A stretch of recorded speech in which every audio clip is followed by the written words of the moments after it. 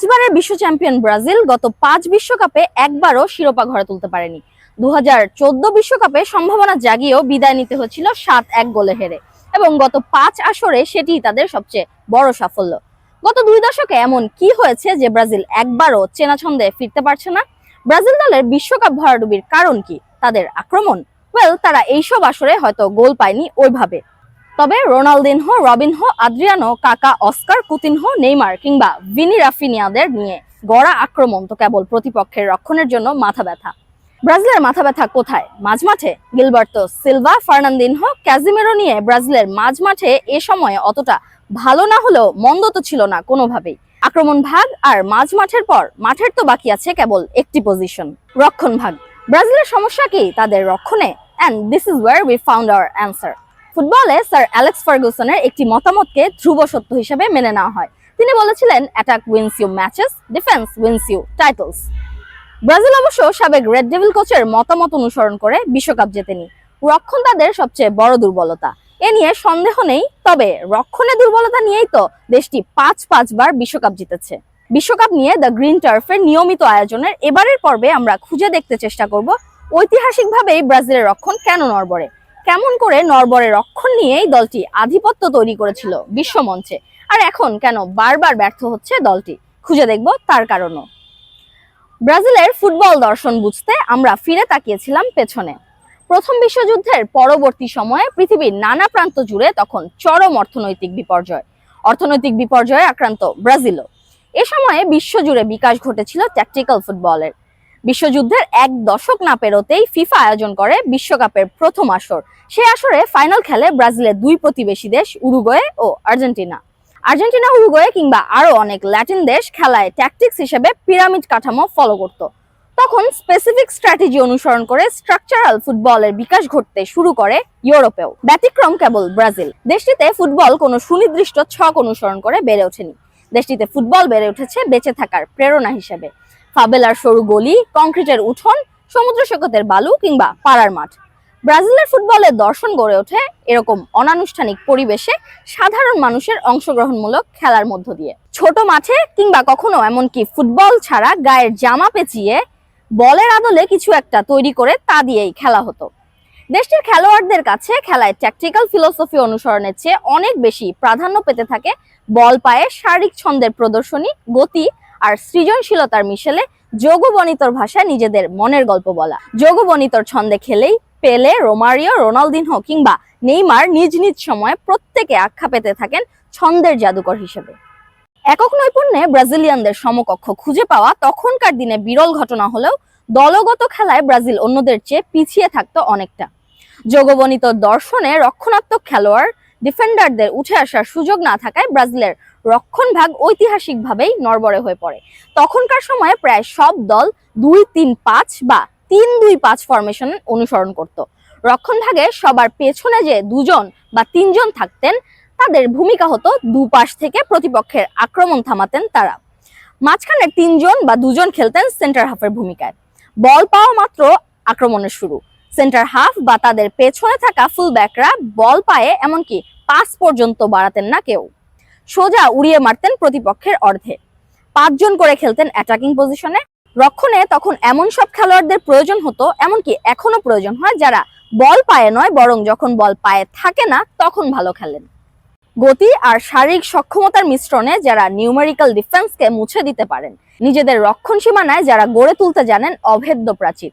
তৎকালীন আর্থসামাজিক প্রেক্ষাপটে ব্রাজিলে এমন খেলোয়াড় তৈরি করা অসম্ভব ছিল যারা 2-3-5 ফরমেশন রক্ষণ ভাগ সামলে খেলতে পারবেন। বিশ্বকাপের প্রথম 4 আসরে দল হিসেবে অনেকটাই গড়পড়তা পারফরমেন্স নিয়ে শেষ করে ব্রাজিল। তবে ঘরের মাঠে 1950 সালে প্রথমবারের মতো শিরোপার কাছাকাছি পৌঁছায় দলটি। শিরোপা জিততে তাদের প্রয়োজন ছিল শেষ ম্যাচে কেবল একটি ড্র। উরুগুয়ের বিপক্ষে সেই ম্যাচে প্রথম গোল করে এগিয়েও যায় দলটি। তবে শেষ পর্যন্ত 2-1 গোলে হেরে শিরোপা হাতছাড়া হয় তাদের।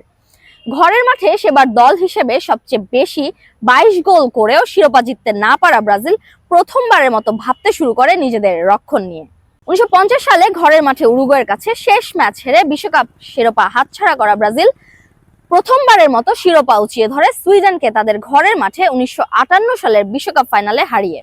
মারাকানাতে ধ্বংসস্তূপে চাপা পড়া দলটি ফিনিক্স পাখি হয়ে বিজয় গাথা লিখে স্টকহোমে। মারাকানা ট্র্যাজেডি ও স্টকহোমের উল্লাসের মাঝখানে তারা অংশ নেয় আরো একটি বিশ্বকাপে। স্বপ্নভঙ্গ ও উল্লাসের মাঝখানে বিশ্বকাপের সেই আসরে তারা তাদের নবজন্মের বুনিয়াদ রচনা করে। 1954 সালে বিশ্বকাপের পঞ্চম আসরে ফুটবল দুনিয়াকে এক অভূতপূর্ব কৌশলের সাথে পরিচয় করিয়ে দেয় দলটি। তাদের ওই কৌশলের প্রভাবে একসময় বদলে যায় বিশ্বজুড়ে ফুটবল খেলার ধরন, বদলে যায় ব্রাজিলের ফুটবল ইতিহাস। আধুনিক ফুটবলে ওই কৌশল পরিচিত হয়েছে ফুলব্যাক পজিশন নামে। 1954 সালের বিশ্বকাপে জে মোরেইরার ব্রাজিল দলে ফুলব্যাক পজিশনে খেলেন নিলটন সান্তোস ও জালমা সান্তোস, বিশ্বকাপ ইতিহাসের প্রথম দুজন ফুলব্যাক। তর্ক সাপেক্ষে বিশ্বকাপ ইতিহাসের সর্বকালের সেরা দুজন। তবে সেবার ব্রাজিল বিদায় নেয় কোয়ার্টার ফাইনালে হাঙ্গেরির ম্যাজিক ম্যাগিয়ার্স দলের কাছে হেরে। সে ম্যাচে লাল কার্ড দেখে মাঠ ছাড়তে হয় নিলটন সান্তোসকে। আর সাথে সাথে ব্রাজিলের ফুলব্যাক সিস্টেম নিয়ে সমালোচনা শুরু হয় ফুটবল বিশ্বে। এসব সমালোচনাকে সবচেয়ে সহজে তুলে ধরা যায় সাবেক ইতালি তারকা জিয়ানলুকা ভিয়ালির ভাষায়। তিনি বিশ্বাস করতেন রক্ষণ এবং আক্রমণ দুবিভাগেই খানিক পারদর্শী, তবে কোনোটিতেই দক্ষ নন এমন খেলোয়াড়েরাই কেবল ফুলব্যাক পজিশনে খেলতে চান। ভিয়ালি ও তার সমমনাদের ভুল ভাঙে বিশ্বকাপের পরের আসরেই। 1958 সালের সে বিশ্বকাপে ব্রাজিলের কোচ পরিবর্তন হলেও খেলায় মূল দর্শনে পরিবর্তন আসেনি কোনো। নতুন কোচ ভিসেন্তে ফেওলা পুরনো দুজন ফুলব্যাককে নিয়েই তার পরিকল্পনা সাজাতে থাকেন এবং এবারে আর ব্যর্থতা নয়, প্রথমবারের মতো বিশ্বকাপ শিরোপা ঘরে তুলে ব্রাজিল। প্রশ্ন করা যায় যে পেলে গারিনচাদের নিয়ে গড়া ব্রাজিলের সে দলে ফুলব্যাকদের অবদান ছিল কতটা? সেবার শুধু ফাইনাল ম্যাচে একবারের জন্য মাঠে নেমে বিশ্বকাপের অল স্টার একাদশে জায়গা করে নিয়েছিলেন রাইট ব্যাক জালমা সান্তোস। আর লেফট ব্যাক পজিশনে নিলটন সান্তোস তো জন্ম দিয়েছিলেন বিশ্বকাপ ইতিহাসের সবচেয়ে আইকনিক মুহূর্তগুলোর একটি। প্রথম ম্যাচে অস্ট্রিয়ার বিপক্ষে নিলটন যখন বল পায়ে এগিয়ে যাচ্ছিলেন আক্রমণের দিকে, তখন ব্রাজিল কোচ ভিসেন্তে ভিওলা চিৎকার করে তাকে বলছিলেন নিজেদের অর্ধে ফিরে আসতে। তবে কোনো সতীর্থকে বল পাস দিয়ে নয়, প্রতিপক্ষের কাছে পজিশন হারিয়েও নয়, তিনি ফিরে এসেছিলেন একক নৈপুণ্যে অস্ট্রিয়ার রক্ষণ ভেঙে দিয়ে দুর্দান্ত এক গোল করার পর উল্লাস করতে করতে। অনবদ্য পারফরমেন্স নিয়ে বিশ্বকাপের অলস্টার একাদশে জায়গা পেয়েছিলেন এ তারকাও। প্রথম বিশ্বকাপ শিরোপা ছুঁয়ে দেখতে ব্রাজিলকে অপেক্ষা করতে হয়েছিল 3 দশকের কাছাকাছি সময়। তবে প্রথম শিরোপা জয়ের পরের আসরেই দলটি দ্বিতীয় শিরোপা ঘরে তোলে। এবারেও ফুলব্যাক হিসেবে দলটির হয়ে মাঠের দায়িত্ব পালন করেন নিলটন ও জালমা জুটি। এই বিশ্বকাপেও দুজন দুর্দান্ত পারফরমেন্স করে আবার জায়গা করে নেন বিশ্বকাপের অলস্টার একাদশে। নামের পাশে দুটি বিশ্বকাপ নিয়ে সমালোচকদের প্রশংসায় ভাসতে ভাসতে অবসরে যান নিলটন সান্তোস। নিলটনের অবসর ব্রাজিলের ফুটবলে বেশ ধাক্কা হয়ে আসে। পূর্বের 2 আসরে শিরোপা জেতা দলটি 1966 সালে বিশ্বকাপে গ্রুপ পর্ব থেকে বিদায় নেয় কোনো ম্যাচ না জিতেই। 1958 ও 1962 বিশ্বকাপ জয়ী দলের সাথে 1966 বিশ্বকাপ দলের তেমন বিশেষ কোনো পার্থক্য ছিল না। তবে ততদিনের বুড়ে যাওয়া অনেক খেলোয়াড় সেবার নিজেদের সেরা ফর্মে ছিলেন না। সেরা ফর্মে ছিলেন না জালমা সান্তোসও। জালমা ও নিলটন সান্তোস যখন একসাথে খেলতেন তখন তাদের দুর্দান্ত খেলাকে স্বাভাবিক মনে হতো। নিলটনের অবসরের পর ফুটবল বিশ্লেষকেরা প্রথমবারের মতো বুঝতে পারেন ফুলব্যাকে দুজন দক্ষ খেলোয়াড় থাকাই যথেষ্ট নয়, বরং মাঠের দুপাশে থাকা এই দুজনকে খেলাটা খেলতে হয় জুটি বেঁধে। 1966 সালের বিশ্বকাপে ব্রাজিলের ফুলব্যাক দুজন দক্ষতা, নৈপুণ্য ও মানের দিক থেকে বিশ্বসেরা হলেও মাঠের খেলায় সহজ স্বাভাবিক জুটি গড়তে পারেনি। সব মিলিয়ে ভুলে থাকার মতো একটি বিশ্বকাপ শেষ করে ব্রাজিল। বিশ্বকাপ শেষে অবসরে যান জালমা সান্তোস। 1970 সালে মেক্সিকো বিশ্বকাপে ব্রাজিলের কোচ হিসেবে দায়িত্ব পান মারিও জাগালো। খেলোয়াড় হিসেবে তিনি 1958 ও 1962 বিশ্বকাপ জয়ী দলের অংশ ছিলেন। কোচ হিসেবে এসেই তিনি তারকায় ঠাসা একটি দল পেয়ে যান। তার সে দলটিতে 5 জন খেলোয়াড় ছিলেন যারা ক্লাব পর্যায়ে নাম্বার 10 পজিশনে খেলতেন এবং প্রতিভা, নৈপুণ্য ও ফর্ম বিবেচনায় তারা প্রত্যেকে যে কোনো একাদশে জায়গা পাওয়ার মতো যোগ্যতা রাখতেন। জাগালো 5 জন নাম্বার 10 এর প্রত্যেককে একাদশে রেখে দল সাজাতেন। খেলার মাঝে তারা একে অন্যের সাথে জায়গা অদল বদল করতেন। কাউন্টার অ্যাটাকিং ফুটবলে দলটি হয়ে ওঠে অপ্রতিরোধ্য। মারিও জাগালোর হাত ধরে ট্রানজিশনাল ফুটবলের শুরুর দিনগুলোর সূচনা হয়।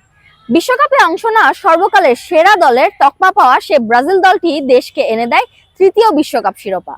খেলোয়াড় হিসেবে 2 বার বিশ্বকাপ জেতার পর কোচ হিসেবেও শিরোপা উঁচিয়ে ধরেন মারিও জাগালো। এত সবাই ভিড়েও আলাদা করে নজর কাটতে সমর্থ হয়েছিলেন সেবার দলে থাকা ফুলব্যাক দুজনে।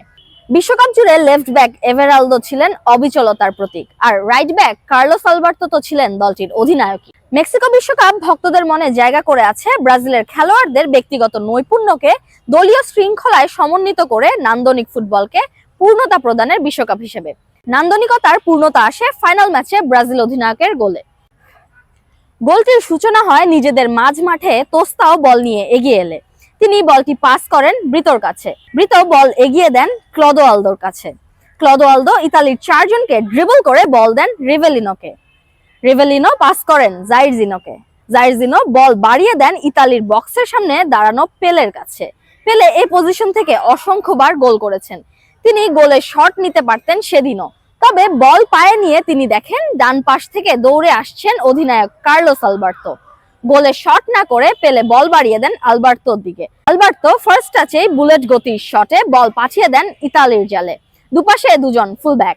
ফুটবলে এখন নিত্যকার ঘটনা, তবে একসময় এমন কৌশলকে অস্বীকার করেছিল গোটা ফুটবল দুনিয়া। সময় যায়, খেলার ধরনে পরিবর্তন আসে।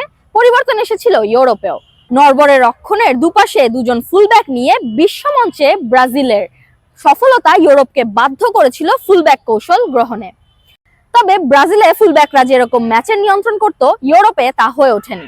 ইউরোপিয়ান ক্লাব কাঠামোতে ল্যাটিন ছন্দের ফুলব্যাক তুলে আনা অসম্ভবই ছিল। ইউরোপিয়ানরা তাই ফুলব্যাক পজিশন নিয়ে স্বাচ্ছন্দ্যে ছিল না কখনো। ইউরোপিয়ানরা ভাবতে থাকে নতুন কোনো কৌশলের, যেখানে তাদের স্ট্রাকচার থেকে উঠে আসা খেলোয়াড়রা ম্যাচের নিয়ন্ত্রণ করতে পারবে। তারা খেলার নিয়ন্ত্রণে মাঝ মাঠের খেলোয়াড়দের ব্যবহার করে ফলাফলও পেয়ে যায় তৎক্ষণাৎ। ব্রাজিল অবশ্য মাঝ মাঠের খেলোয়াড়দের নিয়ে উৎসাহী হয়নি কখনোই। হবেই বা কেন? 1982 সালে শিরোপা না জিতলেও ফুলব্যাক পজিশনে লিয়ান্দ্রো জুনিয়র যে দারুণ পারফরমেন্স করেছেন, তাতে নতুন কৌশল কেউ কেন ভাবতে যাবে? সক্রেটিস জিকোদের নিয়ে গড়া সেই দলটিকে বলা হয় শিরোপা জিততে না পারা সবচেয়ে দারুণ দল। অনেকে তো এমনও মনে করেন যে দলটির বিশ্বসেরা স্বীকৃতি পেতে কোনো শিরোপার প্রয়োজন ছিল না কখনোই। এইভাবে পেরিয়ে যায় 2 যুগ। দারুণ ফুটবল খেলেও এই সময়ে কোনো বিশ্বকাপ শিরোপা জিততে পারেনি ব্রাজিল, এমনকি একবারও পৌঁছাতে পারেনি ফাইনালে। 1994 সালে কোচ হিসেবে ব্রাজিলের দায়িত্ব নেন দেশটির সাবেক তারকা কার্লোস আলবার্তো। বিশ্বকাপ জয়ী এ তারকার গল্প ইতোপূর্বে আমরা করে এসেছি। খেলোয়াড় হিসেবে ফুলব্যাক পজিশনে খেলা কার্লোস আলবার্তো ছিলেন অনেক বেশি আক্রমণাত্মক মানসিকতার। তবে কোচ হিসেবে দায়িত্ব নিয়ে ফুলব্যাকদের আক্রমণে উঠে যাওয়াকে সীমিত করে দেন তিনি। তার অধীনে খেলা 2 ফুলব্যাক ব্রাঙ্কো ও জর্জিনহোর মূল দায়িত্বে থাকে রক্ষণে দলকে সর্বোচ্চ সহযোগিতা করা। জর্জিনহো কখনো কখনো আক্রমণে উঠে গেলেও ব্রাঙ্কো অন দি বলে ইনভার্টেড মিডফিল্ডার হিসেবে খেলেছেন পুরো বিশ্বকাপে। ফাইনালে জর্জিনহো ইনজুরিতে পড়লে তার জায়গায় খেলতে নামেন আরেক তরুণ, তার নাম কাফু। কোয়ার্টার ফাইনালে নেদারল্যান্ডসের বিপক্ষে ফ্রি কিকে গোল করে ব্রাঙ্কো ব্রাজিলকে সেমিফাইনালে পৌঁছে দেন। সেমিফাইনালে জর্জিনহোর ক্রসে গোল করে দলকে ফাইনালে তুলে দেন বিশ্বকাপের সেরা খেলোয়াড় রোমারিও। আর ফাইনালে ইতালিকে ট্রাইবেকারে হারিয়ে 4র্থ বিশ্বকাপ শিরোপা জিতে নেয় ব্রাজিল। তরুণ কাফু মারিও জাগালোর অধীনে বিশ্বকাপ ফাইনাল খেলেন পরের আসরেও। সেবার ফ্রান্সের কাছে ফাইনাল হেরে শিরোপা বঞ্চিত হয় ব্রাজিল। তবে ফুলব্যাক পজিশনে কাফু সেবার জুটি গড়েন রবার্তো কার্লোসের সাথে। কার্লোস ও কাফু একসাথে বিশ্বকাপ ফাইনালে পৌঁছান 2002 সালেও। প্রথম ও একমাত্র দেশ হিসেবে একটানা 3 বার ফাইনালে পৌঁছায় ব্রাজিল। 98 বিশ্বকাপের মতো এবারে আর স্বপ্নভঙ্গ হয়নি দলটি। অধিনায়ক কাফুর নেতৃত্বে জার্মানিকে হারিয়ে 5ম বারের মতো শিরোপা জেতে দলটি। কাফু ও রবার্তো কার্লোসকে বলা হতো দ্বিমুখী ইঞ্জিন। দুপাশ থেকে ক্রমাগত দৌড়াতে পারতেন দুজনেই। বল পায়ে দারুণ সব স্কিলও জানতেন তারা। ফাইনাল ম্যাচে তো জার্মানি তাদের বাম পাশ থেকে কোনো আক্রমণই করতে পারেনি। তবে কাফু কার্লোস যুগ শেষ হওয়ার পর ব্রাজিলের আর ওই মানের ফুলব্যাক তৈরি হয়নি। মার্সেলো ও দানি আলভেজ বিশ্বমানের হলেও দুজনের জুটি জমে ওঠেনি জাতীয় দলে। 2014 বিশ্বকাপের প্রথম ম্যাচে মার্সেলো খেলার শুরুতেই আত্মঘাতী গোল করে বসেন।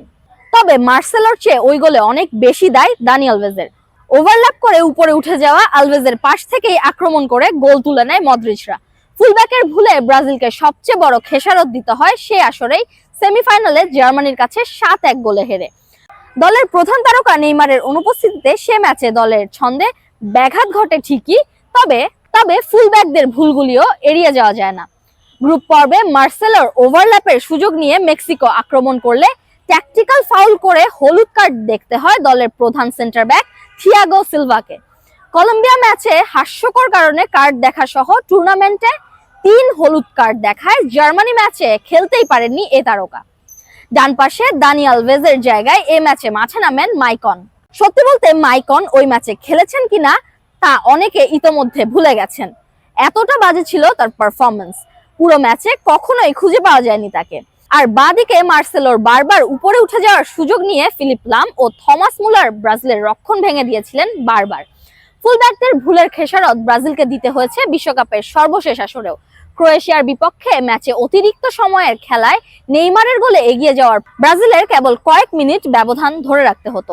এ সময় কোচ রাইট ব্যাক পজিশনে ভালো খেলতে থাকা এদের মিলিতাওকে তুলে অ্যালেক্স স্যান্ড্রোকে মাঠে পাঠান। স্যান্ড্রো মাঠে এসেই দলের সাথে আক্রমণে উঠে যায়। কাউন্টার অ্যাটাকে ক্রোয়েশিয়া যখন বল নিয়ে ব্রাজিলের অর্ধে ঢুকে পড়ে, স্যান্ড্রো তার পজিশনে আর ফিরতে পারেননি। ম্যাচে সমতা আনে ক্রোয়েশিয়া এবং ট্রাইবেকারে হেরে বাদ পড়ে ব্রাজিল। আবারও দরজায় কড়া নাড়ছে বিশ্বকাপ। বিশ্বকাপ নিয়ে আলোচনায় অবধারিতভাবেই থাকছে ব্রাজিলের নাম। বাছাই পর্বে দলটি ভালো করতে পারেনি। ল্যাটিন অঞ্চল থেকে পয়েন্ট তালিকায় 5-এ থেকে কোনো রকমে বিশ্বকাপ নিশ্চিত করেছে কার্লো আনচেলিত্তের শিষ্যরা। নিজেদের ফুটবল ইতিহাসে বাছাই পর্বে এত বাজে পারফরমেন্স দলটি আগে কখনো করেনি। তবে শেষবার যখন অনেকটা এবারের মতো লজ্জাজনক পারফরমেন্স নিয়ে বিশ্বকাপে এসেছিল দলটি, সেই 2002 সালে সব ম্যাচ জিতে শিরোপা নিয়েই ঘরে ফিরেছিল ব্রাজিল। ব্রাজিলকে তাই শিরোপার দাবি থেকে সরিয়ে রাখা যায় না কখনোই। একসময় পথ ফুটবল থেকে বিশ্বমানের ফুটবলার তুলে আনা ব্রাজিলে এখন আর রাস্তার ধার, সমুদ্র তট কিংবা গলির ধার থেকে ফুলব্যাকরা উঠে আসে না। এখন খেলার উঠে আসে একাডেমিগুলো থেকে, যেখানে হায়ার মার্কেট ভ্যালুর কারণে উইঙ্গার তৈরির প্রতিদ্বন্দ্বিতা চলে। ব্রাজিলের উইঙ্গাররা তো ভয় ছড়ান প্রতিপক্ষ রক্ষণে। তবে নিজেদের রক্ষণের দিকে তাকিয়ে ব্রাজিলও কি উল্টো ভয় পায় না প্রতিপক্ষকে? আনচেলত্তি নিশ্চয়ই উত্তরটা জানেন, যেমন জানতেন দুঙ্গা তিতেরা। তারা সমাধান খুঁজে পায়নি। আনচেলত্তি কি সমাধান খুঁজে পাবে? এতক্ষণ ধরে আমাদের সাথে থাকার জন্য ধন্যবাদ। ভালো থাকবেন এবং গ্রিন টার্ফের সাথেই থাকবেন।